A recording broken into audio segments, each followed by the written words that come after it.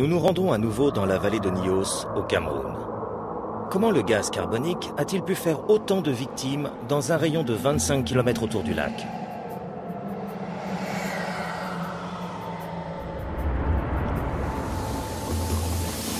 Les scientifiques estiment qu'il aurait fallu pas moins de 1,75 million de tonnes de CO2. À ce jour, de telles quantités de gaz n'ont été mesurées que suite à des éruptions volcaniques. Or, tout porte à croire qu'il n'y en a pas eu à Nyos. Spécialiste en limnologie à l'Université du Michigan, George Kling estime que ces masses de dioxyde de carbone devraient être piégées dans les eaux du lac. On a peine à croire qu'un lac contienne autant de CO2. Le magma situé sous le lac libère du dioxyde de carbone qui traverse la croûte terrestre pour atteindre le fond du lac. On pense que 5000 tonnes de gaz environ se diffusent chaque année dans ces eaux. Quelle est la particularité de ce lac pour qu'un tel volume de CO2 s'y accumule ainsi?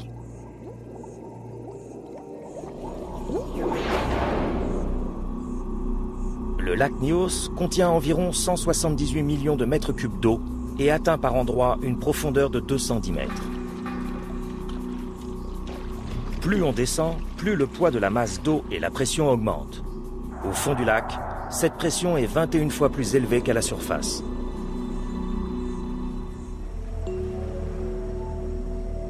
Or, sous pression, le dioxyde de carbone se dissout très bien dans un liquide. Tentons une expérience. Les bulles de champagne ne sont rien d'autre que du CO2 issu de la fermentation du raisin. Le gaz est maintenu de force dans la bouteille grâce au bouchon, qui applique une pression élevée sur le contenu. Faites sauter le bouchon et la pression chute. Le CO2 libéré peut retourner à sa forme gazeuse. Il s'échappe du liquide en produisant une multitude de bulles. À Nyos, le poids des eaux de surface joue le rôle du bouchon. Ce poids maintient le gaz dissous au fond de l'eau, où il peut être présent en très forte concentration. Les eaux les plus profondes du lac Nyos pourraient contenir près de 2 millions de tonnes de CO2 dissous.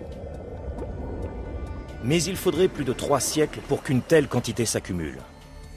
D'ailleurs, dans la plupart des lacs de cratères, le dioxyde de carbone est évacué tous les ans.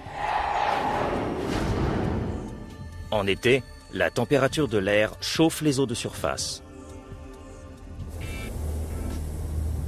Tout comme l'air chaud peut provoquer l'ascension d'une montgolfière, l'eau chaude reste au-dessus de l'eau froide qui est plus dense. Mais en hiver, les eaux de surface se refroidissent plus vite que celles qui se trouvent plus bas. En rafraîchissant, elles deviennent à leur tour plus denses et s'enfoncent. Les eaux profondes sont ainsi forcées de circuler et de se rapprocher de la surface. Cette remontée des eaux profondes provoque une diminution de la pression et libère donc le dioxyde de carbone dissous, ce qui évite une accumulation sur plusieurs siècles. Mais au Cameroun, il n'y a pas de saison froide. Dans ce pays équatorial, le soleil maintient une chaleur quasi constante tout au long de l'année. Les eaux supérieures restent toujours plus chaudes et plus légères. Au fil du temps, des couches d'eau de densité différentes se sont créées dans le lac. Cette structure en millefeuille porte le nom de stratification.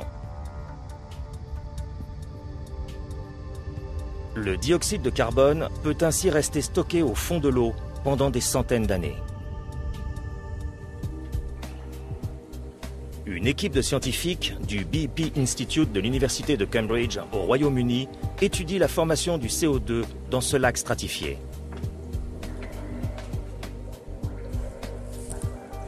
Un liquide rouge illustre le comportement du dioxyde de carbone dissous.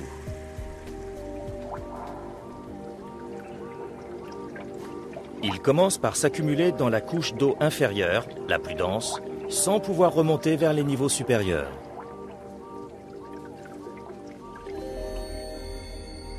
Mais de même que le fait d'ôter le bouchon suffit à libérer le gaz d'une bouteille de champagne, Quelque chose provoque, le 21 août 1986, le dégagement de plus d'1 million de tonnes de CO2 dans l'air.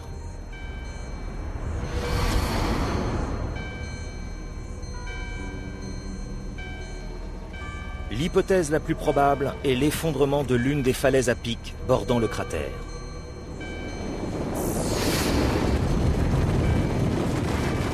En tombant dans l'eau, les roches bouleversent les strates.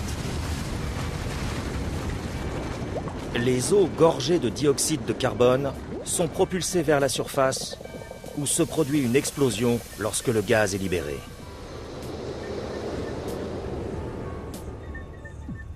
Un nuage de CO2 emplit le cratère avant de déborder sur les vallées voisines.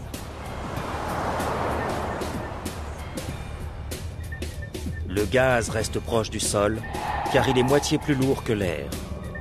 Il dévale les pentes comme un torrent, attiré par les zones les plus basses.